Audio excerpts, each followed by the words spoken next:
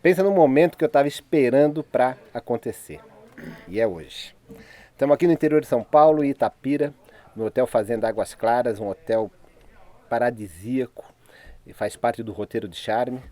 E estamos aqui com o meu amigo Eduardo Sartori, que você já conhece, não conhece, dá uma olhada nos vídeos dele aqui atrás. Ele tem 3 vídeos fantásticos, um falando sobre degustação, dando uma aula de degustação, de como degustar um vinho, e 2 sobre harmonização.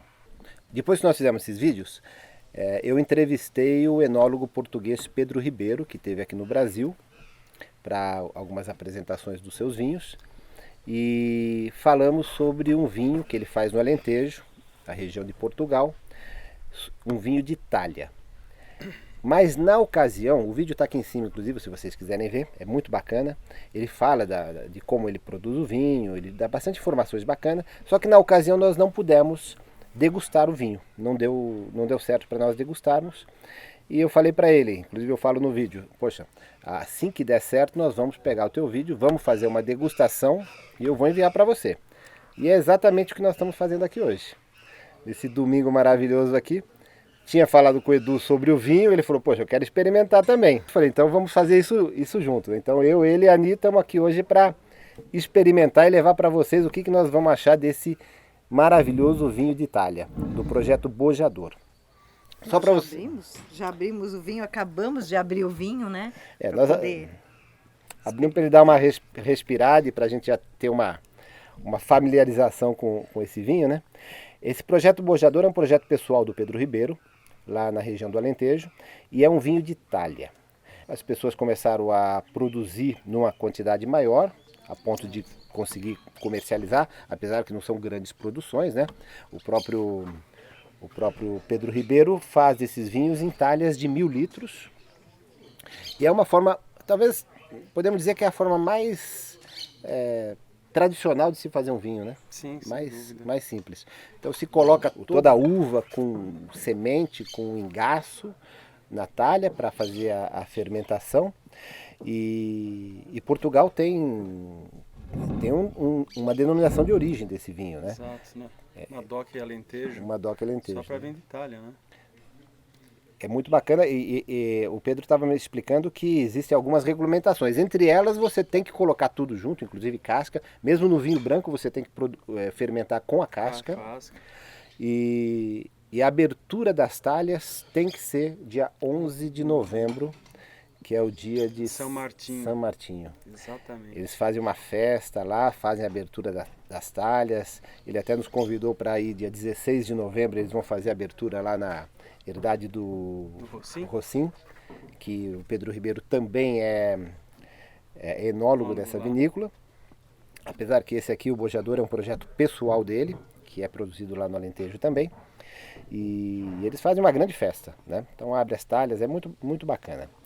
E tudo isso nós temos nos outros vídeos, se vocês procurarem. Mas o nosso objetivo hoje aqui é conhecer o vinho e analisar, Edu. E nos divertir. Estamos aqui para nos divertir. Aí o detalhe interessante no vídeo, que vale a pena ser assistido, ele conta, né, que para evitar um pouco a talha fica aberta, né? Para evitar uma oxidação mais violenta, ele coloca azeite no topo, no né? topo da talha, porque o azeite não mistura com o líquido, né, com a água. E evita é como se fosse uma rolha natural, entre aspas, para proteger. Eu achei interessante, nunca tinha ouvido falar disso. Achei bem legal a ideia dele lá. É muito bacana. Tem pessoas que chamam de vinho de ânfora, que é exatamente a mesma coisa, né? Em Portugal eles usam também o barro, o vinho feito no barro, mas o mais utilizado é a ânfora ou a talha. Mas isso eu também não conhecia, foi bem interessante, colocar o azeite para formar uma tampa, porque a parte de cima da talha é aberta, né? É aberta. E depois, quando eles abrem a talha, quando eles vão tirar o vinho, eles colocam na parte de baixo uma torneira. Sim. E ele diz que no começo o vinho sai bastante turvo e o próprio engaço, semente, vai filtrando, né? Exatamente. E aí o vinho vai clarificando. E criou-se uma curiosidade por conta da J.C. Robinson, né? Isso nos levou a ter mais curiosidade sobre o vinho, já que ela destacou esse vinho como um dos 10 vinhos de que tinha algum destaque nos últimos 10 anos, uma coisa assim, em Portugal. Os 10 melhores vinhos dos últimos 10 anos de Portugal. que tem um grande destaque, a gente ficou ainda mais curioso, eu pessoalmente, se a Jace Robinson gostou, devo gostar também. Jace Robinson é uma grande escritora inglesa, jornalista, um papa do vinho no assunto, né? Então se ela falou, tá falado. E ela inclusive sugere, pelas frutas e pelo frescor do vinho, que ele seja servido numa temperatura um pouco mais baixa.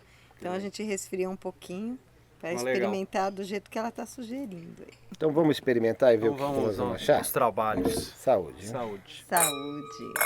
Vamos ver. Você veja a coloração dele, é uma coloração vermelha, na tonalidade assim rubi, né?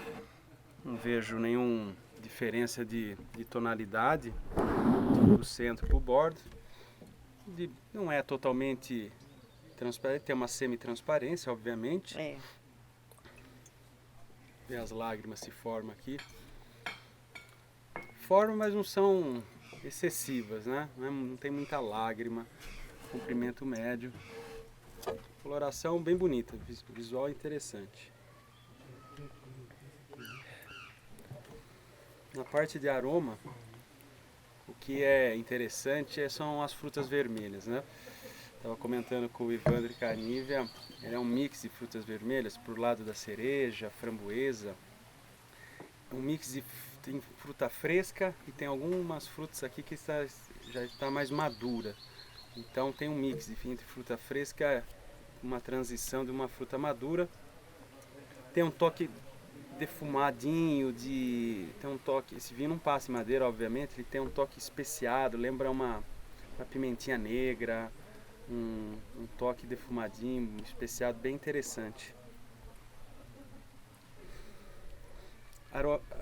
Em termos de aroma, é muito diferente do que normalmente a gente encontra no Alentejo, que vai até para Las Casas, né? Trincadeira, Aragonês, tinta amarela no Douro, Trincadeira no Alentejo, Alicante Boucher e por aí vai. Essas uvas geralmente dão uma característica de fruta escura. Nesse vinho a característica maior são de frutas vermelhas. Vermelhas, é verdade. Até a coloração dele não é um rubi intenso, não, né? Não, é bem... É um semi-transparente de baixa intensidade, exatamente. E são uvas não tradicionais, né? Não utilizadas. São 40% de trincadeira, 30% de moreto e 30% de tinta grossa. Exatamente. A trincadeira, o alentejano diz que é a uva que dá o caráter aos vinhos alentejanos. Então tem 40%. Né? 40%. Essas outras duas uvas, moretti e tinta grossa, realmente são pouco utilizadas normalmente, né? E só em pequenas frações. E 12,5% de álcool. Exato, que não é o comum do Alentejo. O Alentejo é uma região extremamente quente e gera vinhos geralmente mais alcoólicos, 14, 14,5. 12,5 é diferente. Vamos provar na boca então, Nico.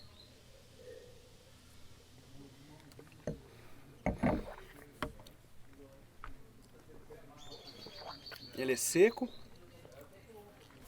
ele tem uma acidez monstruosa, ele é muito ácido, te causa um frescor, você saliva muito, né, com o vinho. O álcool está hiper equilibrado, você não tem nada que causa um ardor na sua mucosa, o vinho está totalmente equilibrado, não tem amargor, zero de amargor. O corpo é de leve para médio, não é totalmente leve, é de leve para médio. Os taninos são um veludo. A qualidade desses taninos são impressionantes, a granulação é hiper fina, zero de amargor, então assim, a persistência é média a mais. Acho que o Chamot assim, é um vinho totalmente diferente do que eu estou acostumado a tomar dos vinhos do Alentejo, que é mais alcoólicos, mais potentes. Isso aqui me lembra alguns vinhos da região até do Dão, de Portugal, pelo frescor, pela elegância. Então realmente a Jace Robinson acho que tinha razão.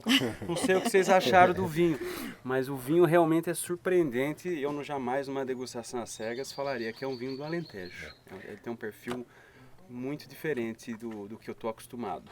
Muito elegante esse vinho. O tanino me surpreendeu porque ele ficou só na talha, né? Exato. Extremamente aveludado. Vou até tomar mais um gole que eu gostei.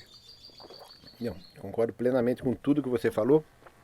E o surpreendente é que, por ser um vinho de talha, onde a fermentação é colocada em gaço, semente, Eu imaginava que eu ia ter um certo amargor por causa dos engaços, alguma coisa. Engaços, né? Mas você não percebe nada. Nada. A gente estava até meio preocupado do herbáceo aí, que Exato. não tem, né? Até na ficha técnica contra toque vegetal, não tem nada de vegetal, não tem nada de amargor. Esse vinho tá um veludo. E na boca, o aroma de boca, a gente sente a fruta vermelha. Eu sinto morango, que no nariz eu não sinto. E o morango não é um descritor aromático muito comum em vinho. Mas na boca me vem um morango, na boca bem fresco. Fiquei encantado com o vinho. Realmente muito bom. E a acidez, apesar de você dizer que tem uma acidez monstruosa, não é uma acidez que é ruim, ao contrário, né? É uma acidez maravilhosa. Ela não está acima. Tem um frescor de boca, equilibra esse não álcool. Não está acima do álcool, ela está equilibrada mesmo. Vinho elegante, por isso que a gente fala que o vinho é elegante, pela esse frescor, esse corpo médio para leve. É um vinho que esses taninos aveludados, realmente é um vinho elegante, moderno, gostoso, surpreendente. Gostaria de fazer, vocês que estão vendo o vídeo, comprem esse vinho e façam testes às cegas com algumas pessoas. Eu aposto que ninguém vai acertar onde é esse vinho. Vai ser surpreendente. Não, com certeza vocês vão amar o vinho. O vinho é maravilhoso. Ele está sendo importado pela Wine Lovers. Wine Lovers, importador. Que traz todos os vinhos do projeto Bojador, do Pedro Ribeiro. E eu vou enviar esse vídeo para o Pedro também, que vai ver. Aqui é importante falar, né? Porque não é todo vinho de Itália que é assim, tá, pessoal? Aqui tem a mão do enólogo, né? Pedro, realmente um grande enólogo, da herdade do Rossini, o projeto Borrador. Realmente a mão do enólogo faz a diferença para o vinho ter essa qualidade. Não é todo vinho de Itália que é assim. E um vinho que foi considerado pela Jason Robinson um dos 10 melhores vinhos de Portugal dos últimos 10 anos. Não é pouca coisa. Não é pouca coisa. Não é pouca coisa. Pedro, então, a próxima prova acho que vai ser aí no Alentejo. Tá combinado, nós três. Saúde.